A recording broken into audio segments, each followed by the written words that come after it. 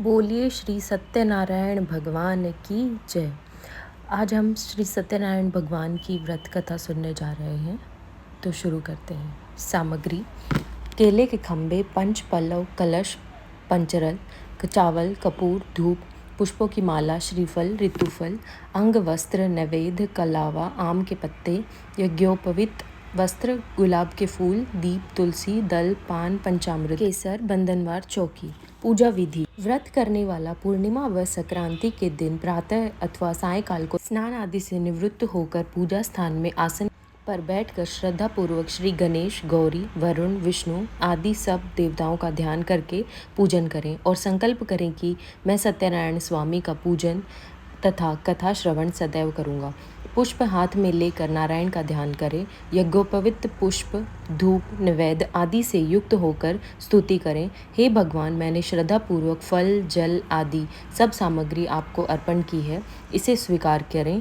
मेरा आपको बारंबार नमस्कार है। इसके बाद सत्यनारायण जी की कथा पढ़ें और श्रवण करें। श्री सत्यनारायण व्रत कथा, पहला अध्याय। एक समय नैमिषारण्य तीर्थ में शौनकादि 88,000 ऋषियों ने श्री सूत जी से पूछा, हे प्रभु, इस कलयुग में वेद विद्या रहित मनुष्यों को प्रभु भक्ति किस प्रकार मिलेगी तथा उनका उद्धार कैसे होगा? इसलिए हे मुनि, कोई ऐसा तप कहिए जिससे थोड़े समय में पुण्य प्राप्त होवे तथा मनवांछित फल मिले। वह कथा सुनने की हमारी इच्छा है। सर्वशास्त्र ज्ञाता श्री सूत जी बोले, हे वैष्णवों में पूज्य, आप सबने प्राणियों के हित की बात पूछी है। अब मैं उस श्रेष्ठ व्रत को आप लोगों से कहूँगा जिस व्रत को नारद जी ने लक्ष्मी नारायण से पूछा था और लक्ष्मीपति ने मुनि श्रेष्ठ नारद से कहा था, सो ध्यान से सुनो। एक समय योगी राज नारद जी दूसरों के हित की इच्छा से अनेक लोकों में घूमते हुए मृत्यु लोक में आ पहुँचे। यहाँ अनेक योनियों में जन्मे हुए प्रायः सभी मनुष्यों को अपने कर्मों द्वारा अनेकों दुखों से पीड़ित देखकर सोचा, किस यत्न के करने से निश्चय ही प्राणियों के दुखों का नाश हो सकेगा। ऐसा मन में सोचकर विष्णु लोक को गए। वहाँ श्वेत वर्ण और 4 भुजाओं वाले देवों के ईश नारायण को देखकर, जिनके हाथों में शंख, चक्र, गदा और पद्म थे तथा वरमाला पहने हुए थे, स्तुति करने लगे, हे भगवान, आप अत्यंत शक्ति से संपन्न हैं। मन तथा वाणी भी आपको नहीं पा सकती। आपका आदि मध्य अंत नहीं है। निर्गुण स्वरूप सृष्टि के आदि भूत व भक्तों के दुखों को नष्ट करने वाले हो, आपको नमस्कार है। नारद जी से इस प्रकार की स्तुति सुनकर विष्णु भगवान बोले, हे मुनि श्रेष्ठ, आपके मन में क्या है? आपका किस काम के लिए आगमन हुआ है? निसंकोच कहो। तब नारद मुनि बोले, मृत्यु लोक में सब मनुष्य जो अनेक योनियों में पैदा हुए हैं, अपने अपने कर्मों के द्वारा अनेक प्रकार के दुखों से दुखी हो रहे हैं। हे नाथ, मुझ पर दया रखते हो तो बतलाइए कि उन मनुष्यों के सब दुख थोड़े से ही प्रयत्न से कैसे दूर हो सकते हैं? श्री भगवान जी बोले, हे नारद, मनुष्यों की भलाई के लिए तुमने बहुत अच्छी बात पूछी है।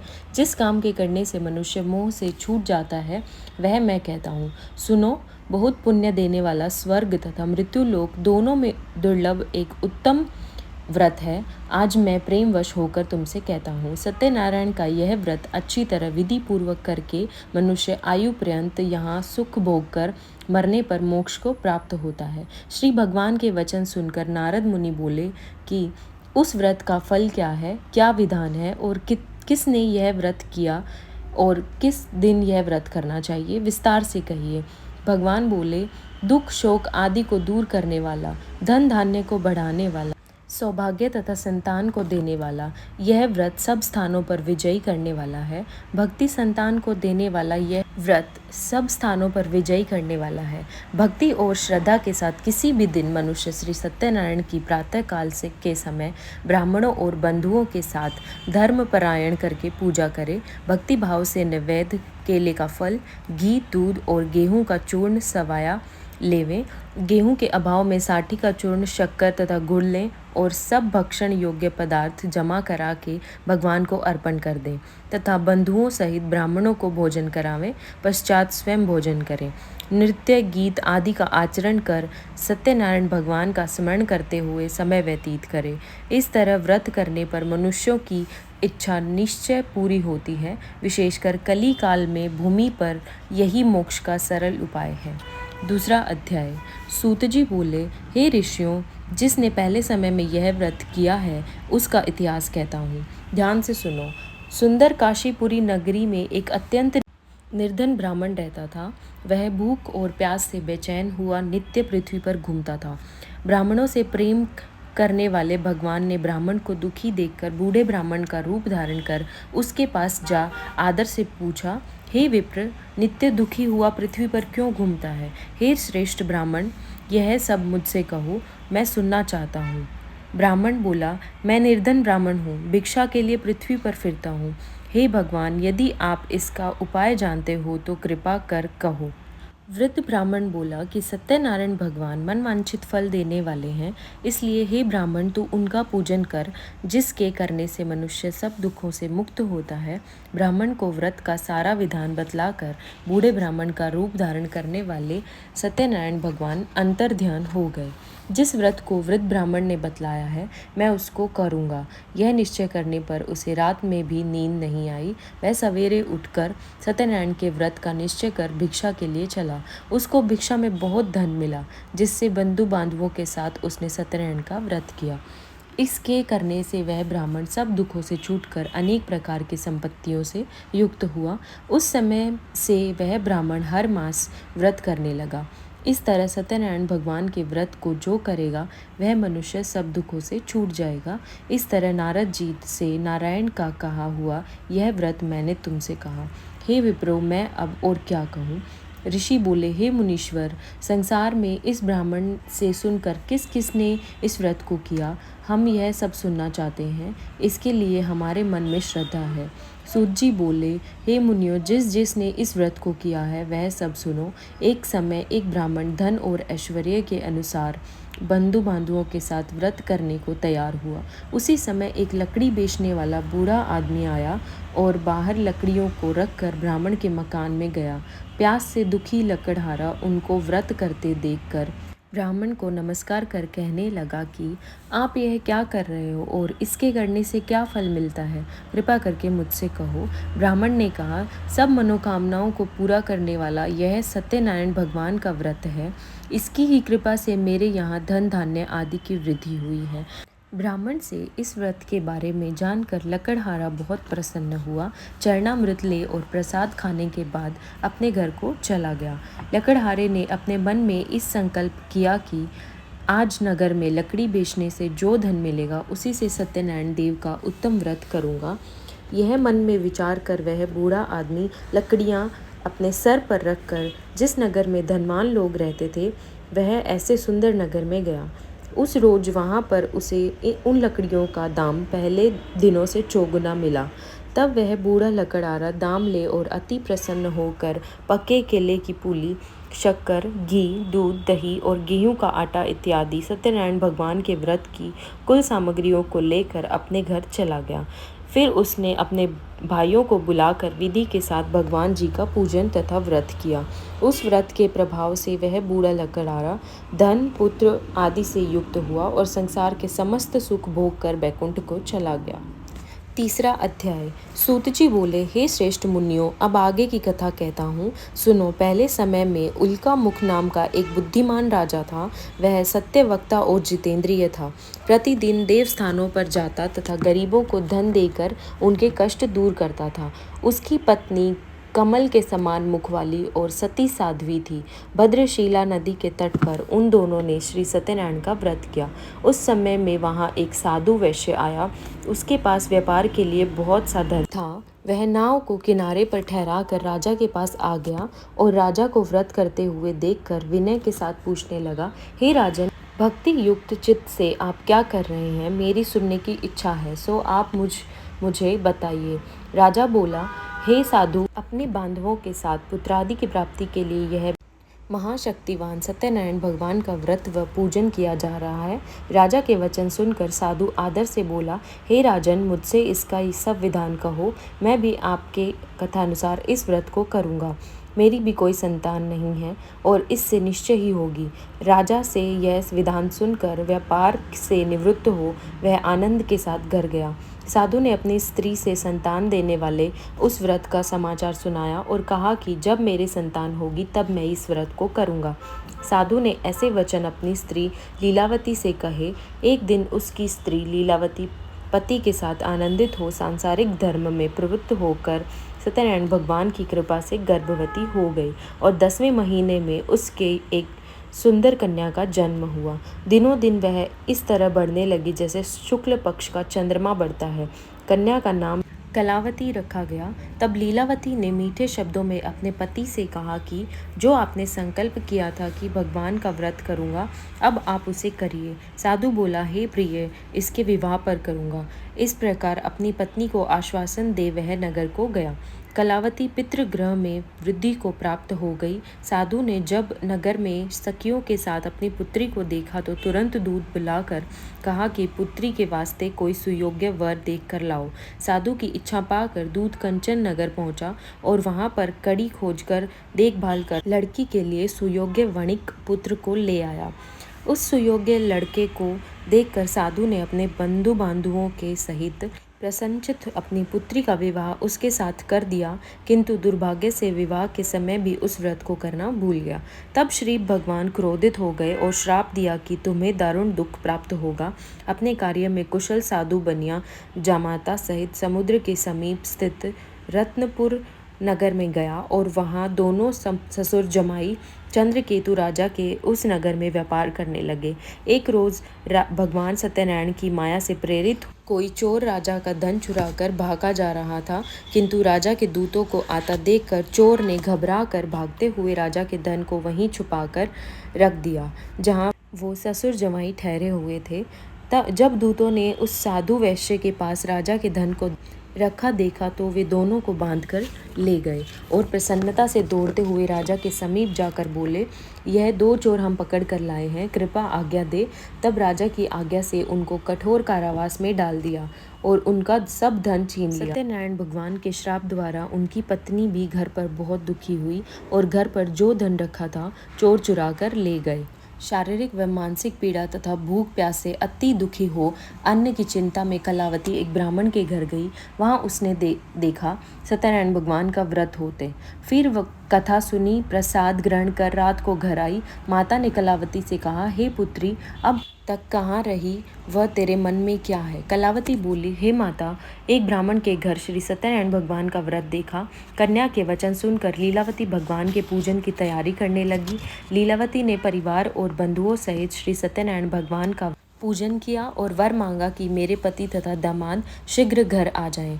साथ ही प्रार्थना की कि हम सबका अपराध क्षमा करो। सत्यनारायण भगवान इस व्रत से संतुष्ट हो गए और राजा चंद्रकेतु को स्वप्न में दर्शन देकर कहा, हे राजन, दोनों वैश्यों को प्रातः ही छोड़ दो और उनका सब धन जो तुमने ग्रहण किया है दे दो, नहीं तो मैं तेरा धन, राज्य, पुत्र आदि सब नष्ट कर दूंगा। राजा से ऐसे वचन कहकर भगवान अंतर्ध्यान हो गए। प्रातःकाल राजा चंद्रकेतु ने सभा में अपना स्वप्न सुनाया। फिर दोनों वणिक पुत्रों को कैद से मुक्त कर सभा में बुलाया। दोनों ने आते ही राजा को नमस्कार किया। राजा मीठे वचनों से बोला, हे महानुभावों, भाविवश ऐसा कठिन दुख प्राप्त हुआ है, अब तुम्हें कोई भय नहीं। ऐसा कहकर राजा ने उनको नए नए वस्त्राभूषण पहनाए तथा उनका जितना धन लिया था उससे दुगना धन देकर आदर सहित विदा किया। दोनों वैश्य अपने घर को चल दिए। 4वां अध्याय। सूत जी बोले, वैश्य ने मंगलाचार करके यात्रा आरंभ की और अपने नगर को चला। उनके थोड़ी दूर निकलने पर दंडी वेशधारी सत्यनारायण ने उनसे पूछा, हे साधु, तेरी नाव में क्या है? अभिमानी वणिक हंसता हुआ बोला, हे दंडी, आप क्यों पूछते हो? क्या धन लेने की इच्छा है? मेरी नाव में तो बेल और पत्ते भरे हैं। वैश्य का कठोर वचन सुनकर भगवान ने कहा, तुम्हारा वचन सत्य हो। दंडी ऐसा कहकर वहां से चले गए और कुछ दूर जाकर समुद्र के किनारे बैठ गए। दंडी के जाने पर वैश्य ने नित्य क्रिया करने के बाद नाव को ऊंची उठी देखकर अचंभा किया और नाव में बेल पत्ते आदि देखकर मूर्छित हो जमीन पर गिर पड़ा। फिर मूर्छा खुलने पर अत्यंत शोक प्रकट करने लगा। तब उसका दामाद बोला कि आप शोक न करें, वह दंडी का श्राप है। अतः उनकी शरण में चलना चाहिए, तभी हमारी मनोकामना पूरी होगी। दामाद के वचन सुनकर साधु वणिक दंडी के पास पहुंचा और अत्यंत भक्तिभाव से नमस्कार करके बोला, हे भगवान, आपकी माया से मोहित ब्रह्मा आदि भी आपके रूप को नहीं जानते, तब मैं अज्ञानी कैसे जान सकता हूँ। आप प्रसन्न होइए, मैं सामर्थ्य के अनुसार आपकी पूजा करूँगा। मेरी रक्षा करो और पहले के समान नौका में धन भर दो। उसके भक्ति युक्त वचन सुनकर भगवान प्रसन्न हो उसकी इच्छानुसार देकर अंतर्ध्यान हो गए। तब उन्होंने नाव पर आकर देखा कि नाव धन से परिपूर्ण है। फिर वह भगवान सत्यनारायण का पूजन कर साथियों सहित अपने नगर को चला। जब अपने नगर के निकट पहुंचा तब दूत को घर भेजा। दूत ने साधु के घर जा उसकी स्त्री को नमस्कार कर कहा कि साधु अपने दामाद सहित इस नगर के समीप आ गए हैं। ऐसा वचन सुन साधु की स्त्री ने बड़े हर्ष के साथ सत्यदेव का पूजन कर पुत्री से कहा, मैं अपने पति के दर्शन को जाती हूँ, तू कार्य पूर्ण कर शीघ्र आना। माता के ऐसे वचन सुनकर कलावती प्रसाद छोड़कर पति के पास गई। प्रसाद की अवज्ञा के कारण सत्यदेव ने रुष्ट हो उसके पति को नाव सहित पानी में डुबो दिया। कलावती अपने पति को न देखकर रोती हुई जमीन पर गिर गई। इस तरह नौका को डूबा हुआ तथा कन्या को रोता देख साधु दुखित हो बोला, हे प्रभु, मुझसे या मेरे परिवार से जो भूल हुई है उसे क्षमा करो। उसके दीन वचन सुनकर सत्यदेव प्रसन्न हो गए और आकाशवाणी हुई, हे साधु, तेरी कन्या मेरे प्रसाद को छोड़कर आई है, इसलिए इसका पति अदृश्य हुआ है। यदि वह घर जाकर प्रसाद खाकर लौटे तो इसे पति अवश्य मिलेगा। ऐसी आकाशवाणी सुनकर कलावती ने घर पहुंचकर प्रसाद खाया, फिर आकर पति के दर्शन किए। तत्पश्चात साधु ने बंधु बांधवों सहित सत्यदेव का विधि पूर्वक पूजन किया। उस दिन से वह प्रत्येक पूर्णिमा को सत्यनारायण भगवान का पूजन एवं कथा करने लगा। फिर इस लोक का सुख भोग कर अंत में स्वर्लोक को गया। 5वां अध्याय। सूत जी बोले, हे ऋषियों, मैं और भी कथा कहता हूँ, सुनो। प्रजापालन में लीन तुंगध्वज नाम का एक राजा था। उसने भी भगवान का प्रसाद त्याग कर बहुत दुख पाया। एक समय वन में जाकर वन्य प्राणियों को मारकर बड़ के नीचे आया।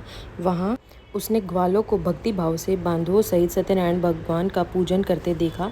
राजा देखकर भी अभिमानवश वहां नहीं गया और न नमस्कार किया। जब ग्वालों ने भगवान का प्रसाद उसके सामने रखा तो प्रसाद को त्याग कर अपनी सुंदर नगरी को चला। वहीं उसने अपना सब कुछ नष्ट पाया तो वह जान गया कि यह सब भगवान ने किया है।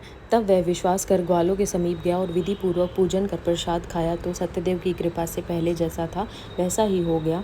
फिर दीर्घकाल तक सुख भोग कर मरने पर स्वर्ग को लोक को गया।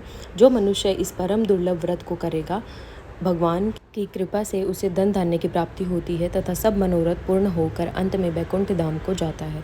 जिन्होंने पहले इस व्रत को किया, अब उनके दूसरे जन्म की कथा कहता हूँ। वृद्ध शतानंद ब्राह्मण ने सुदामा का जन्म लेकर मोक्ष को पाया।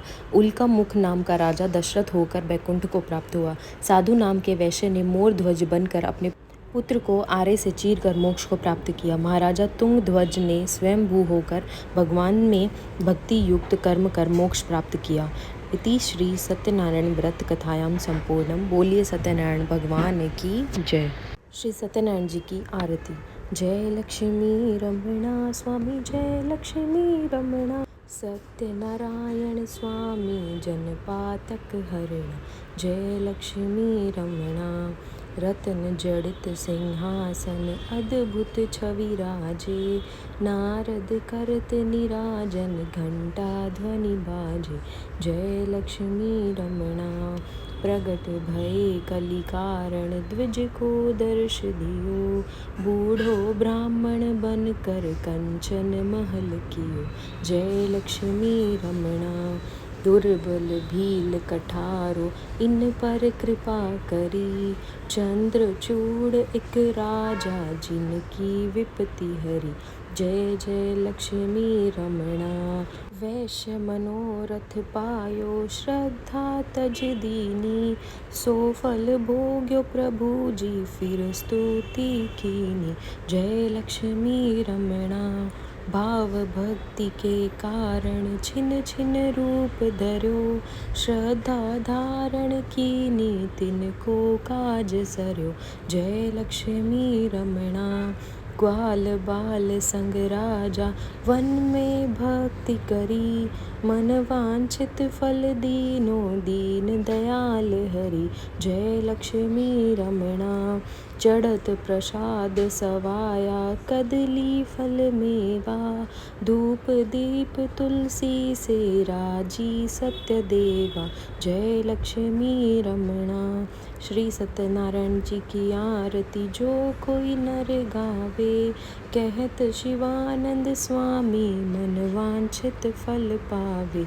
जय लक्ष्मी रमणा। बोलिए सत्यनारायण भगवान की जय।